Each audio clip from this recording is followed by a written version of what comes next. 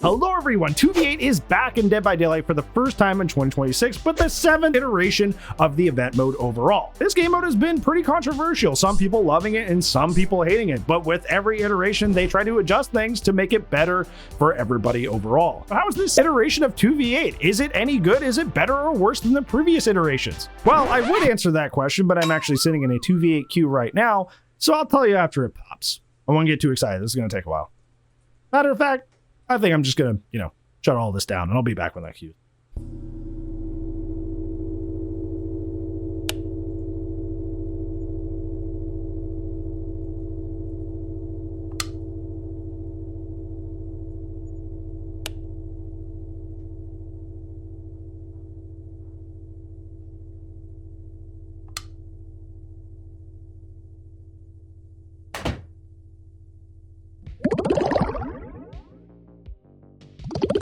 Hello everyone, for real this time. 2v8 is back, and what's new? Not a whole lot, but there's enough to make a noticeable new version of 2v8 that is interesting to say the least. I'm not really concerned about the amount of changes necessarily. I'm more concerned if it's any good. Let's go ahead and talk about it. One thing I want to get out of the way before we get started here, and this is not originally part of the bullet points that I had prepared for this commentary video, but I just found myself realizing that for a long time, I am not the target audience of 2v8. I have always historically disliked 2v8. I'll enjoy it for maybe 2 or 3 games, whether it be the play while you wait or the actual 2v8 killer games, and then I just find myself getting very burnout and frustrated. I've always been trying to figure out what exactly that is. What is the source of this just irritation that builds and builds and builds? And I feel like I didn't feel this way when 2v8 first released. I was more upset with the queues, but now I'm more upset with like the actual gameplay flow of 2v8.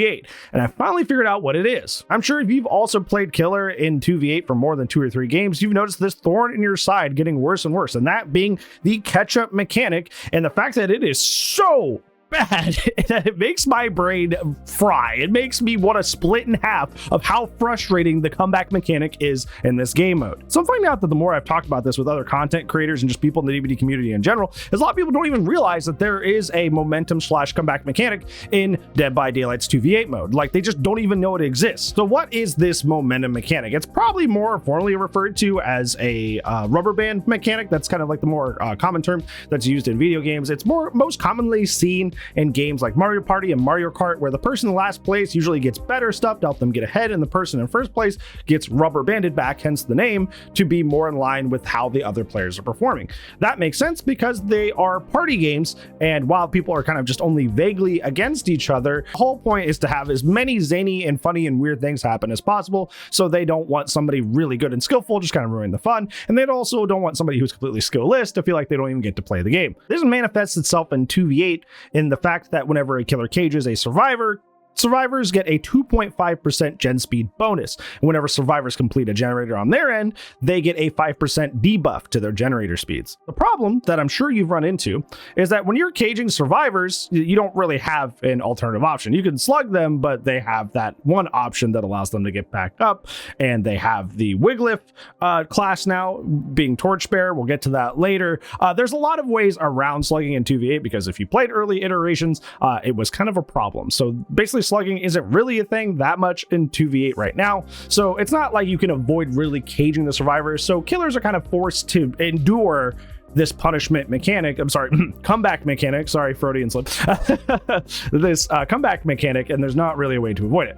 However, on the survivor side, I'm sure you can see the problem here, is that survivors can just stack up on generators and kind of vaguely just ignore their comeback mechanic's punishment. If there's a 5% generator debuff speed, meaning they have that nasty little red bar, they can just hop on gens together with 2, 3, 4 survivors and just try to get that gen out as quick as possible. And because whenever you pop on gens with fellow survivors, there is a debuff to that that's just even in 4v1, there is a penalty to doing that. Overall, the gens still go faster if you're doing it with another survivor. Like, the penalty for stacking gens really isn't that impactful, so it's still overall better and in your best interest that if you are facing a debuff to stack on these gens with multiple survivors. I remember specifically there was a match I was playing earlier this week where we were doing the gens really fast and we like racked up that 5% really quickly, but then for the rest of the game we just started hopping on gens in groups of 3 or 4, and it's essentially like it just didn't matter at all. So what we we've run into this situation where killers are forced to endure their comeback mechanic punishment, but survivors, if they know how to get around it, can just ignore it entirely, which just is completely unfair and unbalanced. And I don't even have to explain this, but like there's 8 survivors, it's 2v8. So the odds that survivors will even just be naturally doing this, not even intentionally trying to subvert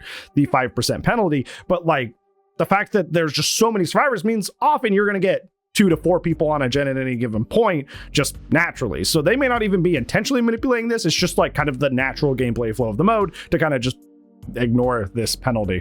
And this isn't even getting in the conversation about like the guide class and stuff like that. So basically it's easy to avoid the survivor penalty for playing efficiently, but the killer, if anything, the killer penalty is worse because you get punished most for not tunneling and playing in like a perceived sweaty way. If you are spreading hooks on as many of these 8 survivors as possible, you are maximizing your punishment. If you are playing in a quote unquote fair, healthy, and fun way, you are actually maximizing your punishment on killer, which does not make any sense to me.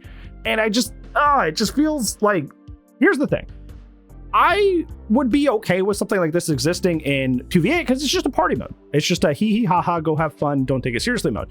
If killers had something else to do as an alternative objective, because all the killers have the ability to do, the only thing they can do is chase and down and hook the survivors. That is the only gameplay available to them in 2v8. Survivors have alternate gameplay. They can go search chests, the new Torchbearer, they can go hover for saves. Medic, you can be somebody who's just dedicated to running around the map and unhooking your friends. Survivors have other things they can do other than their objective. They have a plethora of things to do that are not their objective. Killers don't have that. So the fact that the killer side, which has no other option than to participate in the gameplay, gets the most harshly punished versus the side that has the most options to mess around and not do the objective, are most scot-free for playing their objective efficiently, doesn't quite make a whole lot of sense. So realistically, this should be reeled in and make the comeback mechanic felt more fairly on the survivor side. And I know why they're not doing that, because Survivor, and this, we're getting a little ahead of ourselves, but Survivor is very, very rudimentary in 2v8. So they don't want to scare people away, but they're also kind of creating a nasty situation on the killer end. So oh boy. And now we get to the other elephant in the room. Man, I did not plan for this to be a rant video, but man, we are going off the rails here. The new tonics are ridiculously stupid. They're supposed to be these stand-ins for the old herbs that were part of the Resident Evil version of 2v8 that happened a while ago. But this one is way more lopsided, and you guessed it, it's in the survivor's favor. That never happens. So when you find these tonics spread out through the map, mostly in like totem and chest spawn areas, when killers collect them, they get 10% haste for 20 seconds. If you get the diluted one, it's just for you. If you get the purified one, it's for both you and your teammate. Haste, especially for that long, pretty nice, pretty all right. Keep in mind, these only take a few seconds to grab. That'll be important for later. And certainly the survivor version of this is an equal power to this. Something that's kind of nice, but not super game changing. It may make the difference in a couple scenarios, but is not going to be game winning.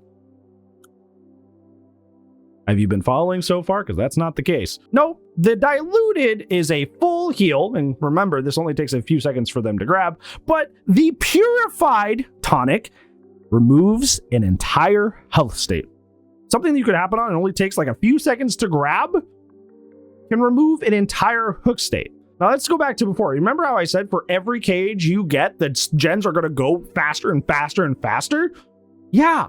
Now they can just remove those cage states. So now on top of this, you could be making your life worse by trying to avoid having as many cage states as possible on a bunch of survivors. And if you go for somebody that you believe to be death hooked that you've hooked already, suddenly they're just not. And you just have another extra 2.5 buff to the other side because you were trying to avoid this punishment system, which is already not fair to you. There were situations where I was playing Survivor on 2v8 and I was able to, in the middle of a really strong loop that had a purified tonic in it, just go and grab the purified tonic. There were so many times that I was death hook and I just said, nope, no, I'm not.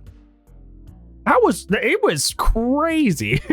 Absolutely crazy. I don't know why we decided to add like a shoulder the burden-esque mechanic to 2v8. I don't know why that was a good idea, but it will actively turn a match against you. There's been plenty of games that have either been super close or we turned from a win to a loss because me and my teammate would have like 2 or 3 survivors in the lobby on death hook, and then suddenly they just weren't.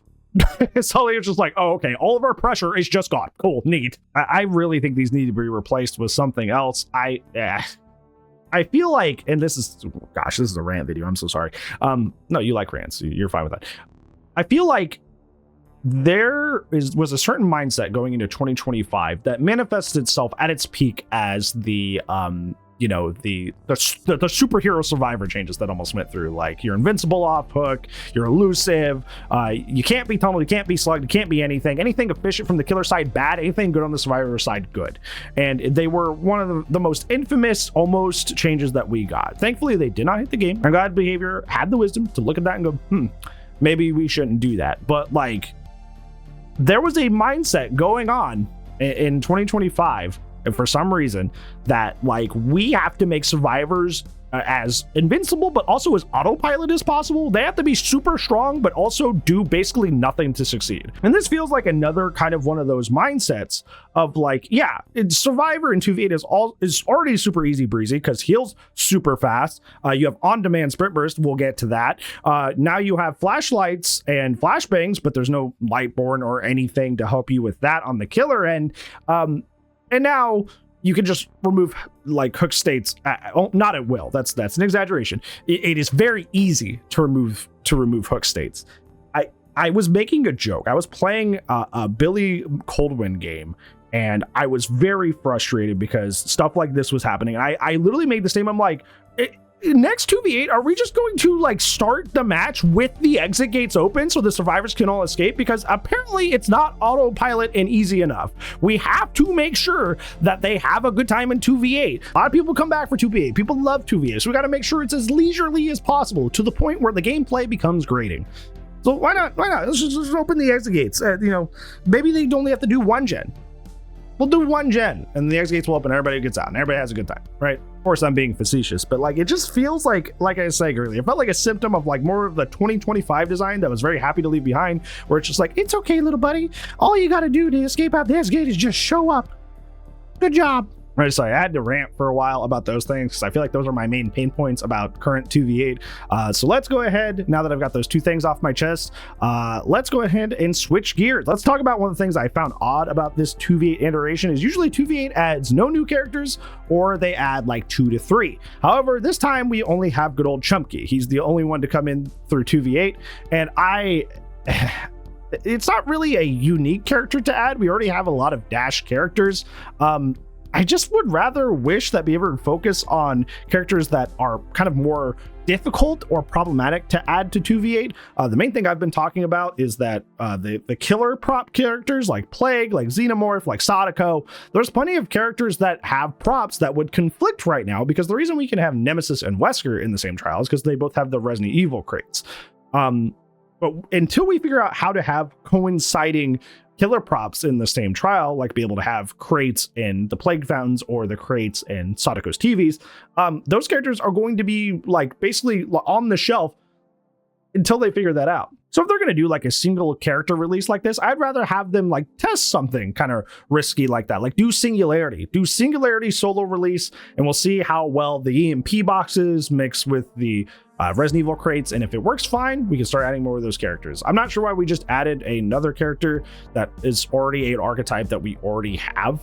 I would rather have that be something that, you know, opens the gate to far more characters so we can start adding more groups into the game. Now, I will say it is very funny to have Chucky in 2v8, just to have like that, a little doll right next to you while you're playing killer. And he is kind of fun, but at the end of the day, he's a 110 melee killer, and that's always been his biggest flaw, even in 4v1. So now in 2v8, where you have these massive, gigantic maps, it's just really hard for him to get around and pressure things that need to be pressured. And that's kind of like the name of the game in 2v8, because the maps are ginormous. You mostly need to be playing characters who have really good map mobility. At least one of you have to.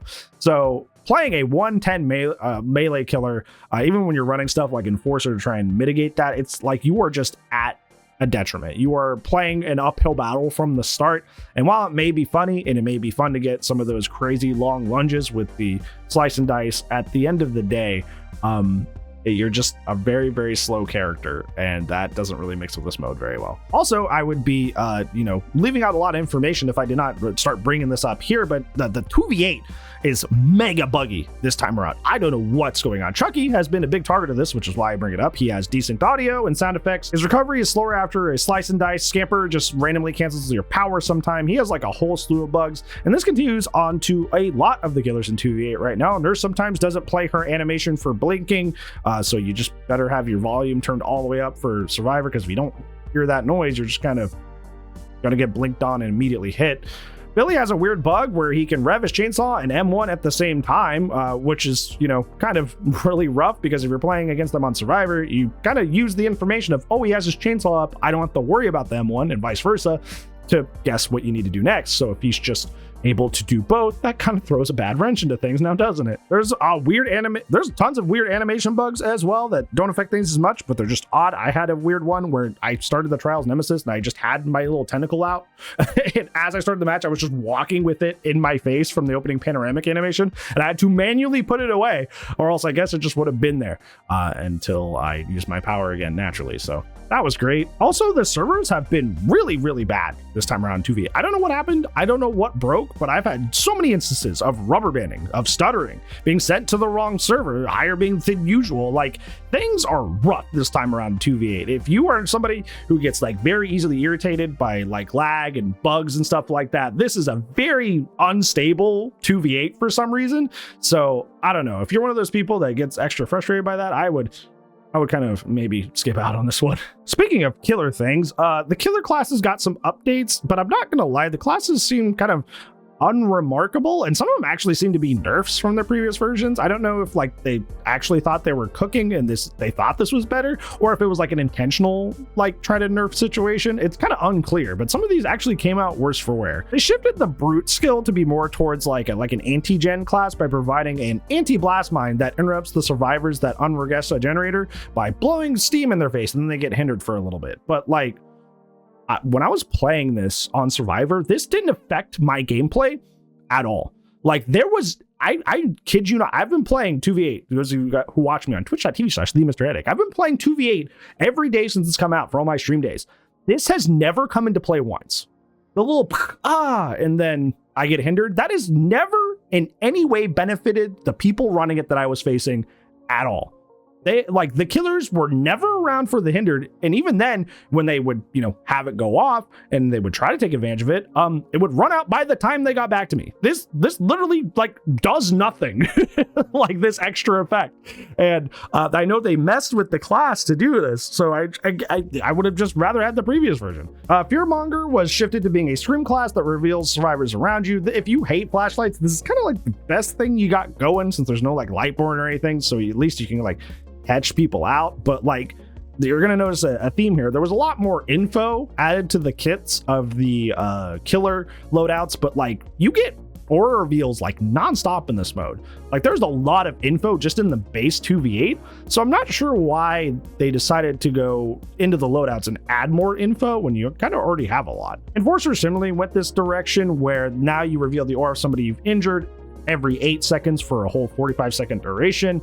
But like I said earlier, it's kind of like you already are aura revealing people a lot in this mode, just kind of naturally. You're gonna get to see a lot of where the survivors are. And honestly, even if we're going that direction of like, is aura even that amazing in 2v8? There's like 8 people. You're gonna probably run into people. It's like, realistically, besides just the occasional aura read just to like finish the chase, like, what chase of yours is going to be lasting 45 seconds, especially with a second killer that could help you double team? Like, realistically, you're not getting 45 seconds of value out of this. So yeah, overall, I'm not really a huge fan of the class changes, but all in all, you're mostly playing the killer role in 2v8 to hang out with a friend, or just for the novelty of playing 2v8 and having 2 killers in one game. So I guess it's not the worst thing in the world, but I do think most of these loadout changes are a downgrade from the previous versions. Now, the one thing you probably want me to talk about is the introduction of the new Survivor class, that being Torchbearer, which is a flashlight flashbang class that has been added to 2v8. You may be thinking, Beamers, flashbangs in my 2v8? That's awful. But that's not even the part that actually bothered me about this class, which is surprising. If you didn't know, this has kind of just been delegated to the save class in general, and it's kind of obnoxious because not only does it provide slugged survivors that you pick up endurance, so kind of like a we're gonna live forever effect, but it also provides endurance to the injured survivors that unhook you. I literally had people unhooking in my face, and when they do that and they have the Torchbearer class, there's no right answer. If you hit the guy off hook, he has his base PT. If you hit the unhooker, they have endurance because of the class ability. There is literally no right person to go for in that scenario, unless you want to waste a lot of time eating through their BT and then going after them afterwards. And it's just like, this is already a game mode, as I'm sure you've noticed, where you'll sit in queue for an extremely long period of time, and then your actual match is only like 5 minutes. So the fact that I would waste time here by being put in a lose-lose situation feels really corny and unfair. And boy, the Escapist class. Don't even get me started on the Escapist class. A long time ago, in Dead by Daylight, we had this wonderful form of Dead Hard that was you hit the E key and you got iframes and distance. It was one of the least counterplayable perks in the game. And there's a reason that it got reworked, because it was so unfun and so unfair to play against. Now, for some reason, we have made it to where the Escapist class can activate their sprint burst ability on command. And because you are so fast when you activate this ability, you essentially simulate old Dead Hard, because if you do that with the killer right next to you, they cannot hit you. One of the only things that makes Sprint Burst even moderately okay in 4v1 is the fact that whenever you sprint at all, it goes off, which means you have to manage your exhaustion. You have to sit on a gen to get it back. You have to walk to get it back. You have to 99 it. There is some nuance to using the perk. And 2v8, that is completely removed. You just have an on-demand button that is not only AoE, it gives you free distance. If you use it near the killer, they're so fast that you can't be hit. It just does everything at the click of a button. It is the auto succeed button. It's just me press button, me win chase now. It is beyond annoying, and I swear, every time I'm like, oh gosh, I'm so excited to team up with my friend, homie, fellow streamer and go play 2v8. And I hop into a game and I have somebody dead to rights because they have just made like a really bad decision. They're really out of position and they just go, I hit button, I win now. It is the most infuriating thing in the world. When I just see them hit that little sprint burst button, they're just out of there for free. It is so grating. And I think it's like initially when it happens like once or twice, you're like, okay, whatever, that's kind of annoying, but whatever. It's a casual mode. But playing like an hour of games, a couple hours of games, it gets so tiring to every time you think you got the drop on somebody, like, I hit win button and now I'm out of here. It's so frustrating. And based on like playing Survivor, because I definitely use the play while you wait feature, you'd think that like Survivor would be more interesting because of all the stuff that exists. But realistically, it's so autopilot and so bare bones that like it honestly comes off as like super boring and like extremely mind-numbing. You would think that the Torchbearer class at least would make things more interesting, and it did for a tiny bit when I was playing it. But realistically, killers know about this new class being introduced, so killers are much more wise to the fact that you're probably hovering for a save and they usually pick up near walls and stuff like that, and like good on them. But also like my class now, like the only thing I'm running it for is for the fun of doing something that isn't just the mind-numbing gameplay, and now I can't really do that. That's also in addition to the fact that like the map pool in 2v8 is very small, so the odds of you going to like something like RPDs or Larry's are very high. And if you've played on those before, flashlight saves and flashbang saves are extremely difficult to nigh impossible because there's walls everywhere to use. So like the only thing that kind of prevents it from being very simple and autopilot, it only goes so far. It just like 2v8 killer has so much depth because you have to mix the combinations of the characters. Like if I infect people as Nemesis, they're coughing a lot, which my spirit teammate can hear more often. If I'm playing with my spirit teammate and I'm using Ghostface, that exposed status effect transfers over to my teammate, so I can use that for synergy. If I'm playing with Oni, I can play Wraith, do hit and run, give him a lot of blood, and he's in his power more often. There's a lot of like strategy and depth to playing 2v8 on killer. But Survivor is like the opposite, where there's just no strategy, no thought, and everything you do is very easy, and not only is it very easy, it's successful, which I would like to call a combination. It's cheesy. If it's easy, it's successful, and it doesn't take basically any thought. It is just, there's so many instances of it where I just felt like, wow, this game mode is so dumb. Like, there was a chase I was having as Survivor, and I was looping this guy, and then 2 of my teammates ran in with the medic class and then did the auto heal button, and I literally healed up mid chase. This guy had been chasing me for a while and he almost had the down, and then 2 people just come in and just go boop, now you're just full health. And I was like, oh, okay, cool. Awesome. There was one match where somebody was using the scout class, and we had gotten rid of the god palette on RPD on the stairs, and they rebuilt it and rebuilt it and rebuilt it and rebuilt it. They rebuilt that god palette there like 4 times. So we had to eat the god palette 4 times. And I've already been over the whole like escapist thing where it's like I hit button and now I escape. It's literally a single button press. It makes me escape. It makes my friends escape. I can't be hit through this unless I really messed it up. Like, it does everything. It's just 2v8 Survivor is still extremely mind-numbing. It is like I was escaping like most of my games, but it didn't feel good. It felt super unrewarding, and it felt mind-numbing. It's not fun or thrilling for more than a game or 2 before I'm just like, okay, yeah, we're probably gonna escape. Yep. Not to say I didn't have bad matches, because when you have 8 survivors, the thrill of solo queue is amplified from 3 other people to 7 other people. I had plenty of times where I would have somebody with 0 hooks trying to force me to take chase. I would have people that were healthy running through an area, and I would try to go to the pallet while injured, and they'd take my pallet. I would die on the hook, despite the fact that there were 5 people available to come get the hook, but they were just all cross map, just doing their own thing. There was a clip on Twitter that I saw of somebody being caged right next to a door, and for some reason the Leon was too scared to uncage them and left.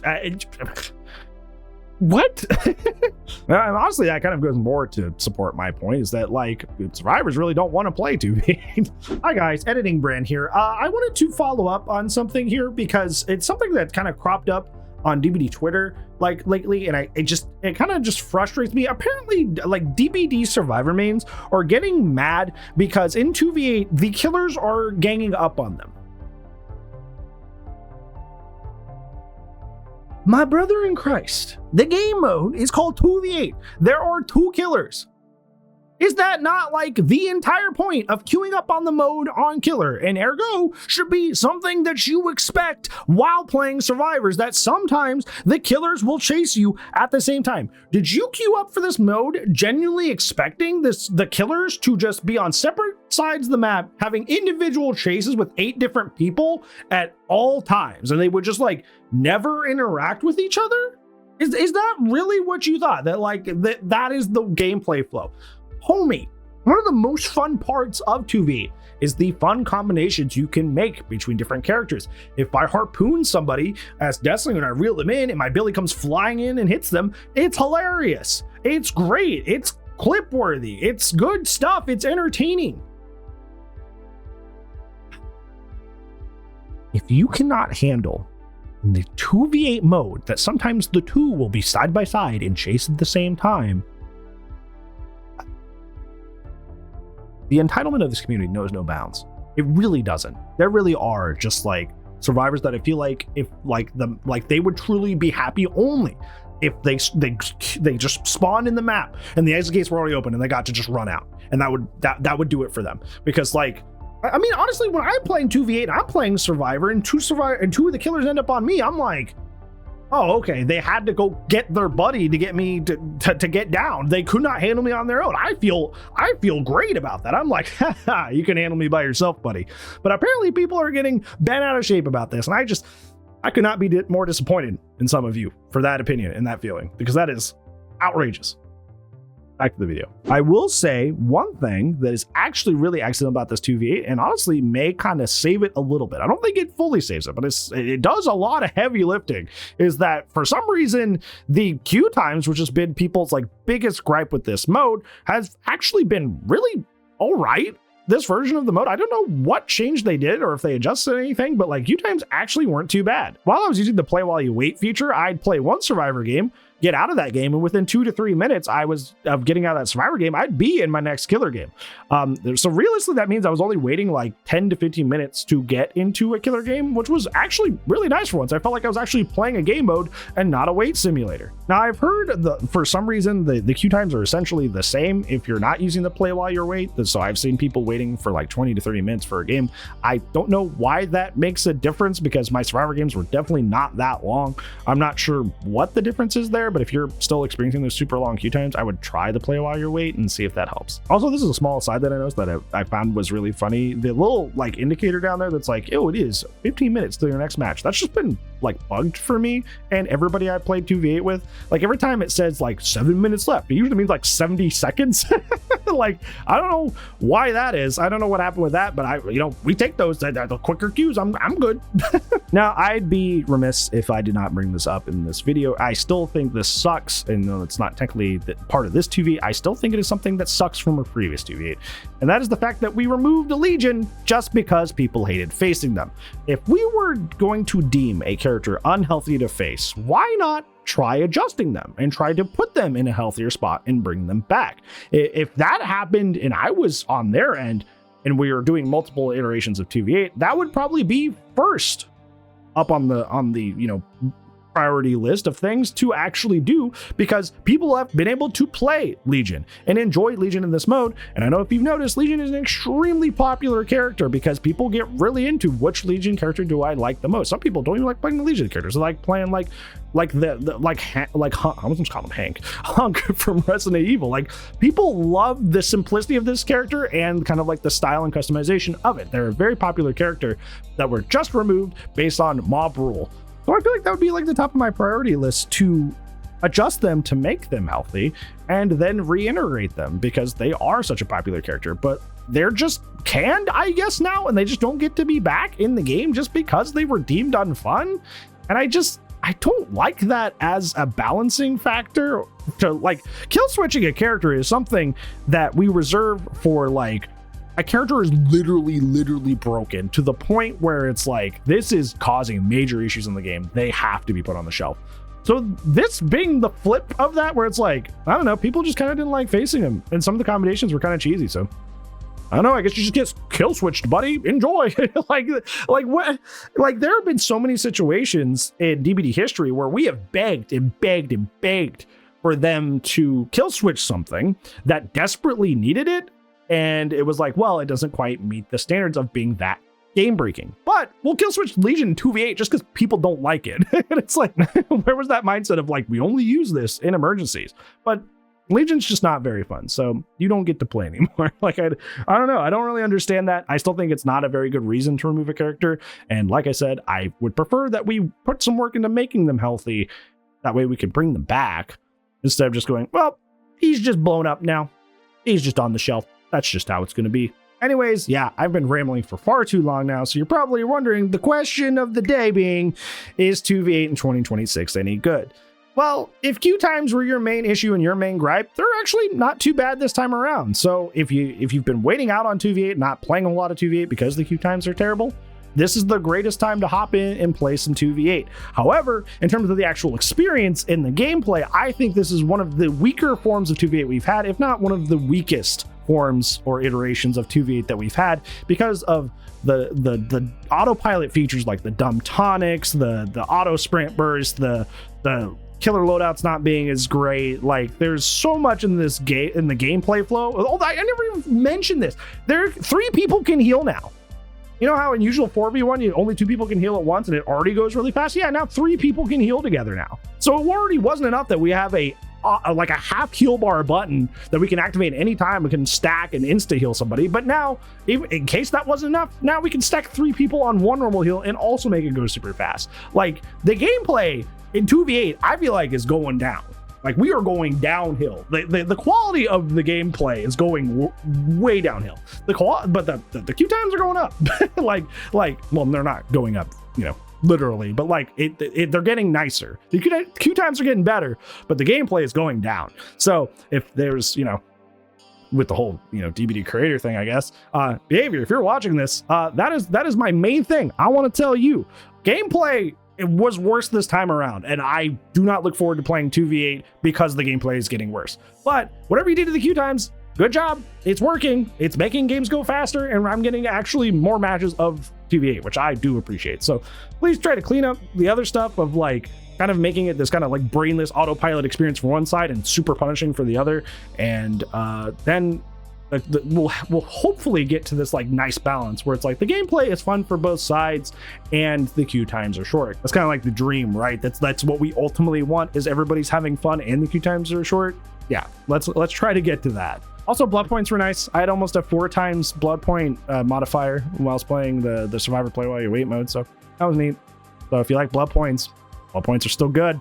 I know there's some of you out there, that's all you care about. You could be playing the worst game of Dead by Daylight ever, game after game after game for thousands of hours, but as long as you're gonna look up blood points, you're good. So if you're one of those people, knock yourself out. Well, that's it for today's video, friends. Thank you so much for watching. What did you think of 2v8? Do you think this iteration is any good? Or are you like me where you're like, there are some noticeable problems that I hope don't get worse? Let me know down in the comments below. But hopefully you had a great day today. If you didn't, hopefully it gets better. And I appreciate you. Hopefully I'll see you in the next video. And if I don't, I'll see you when I see you. Goodbye.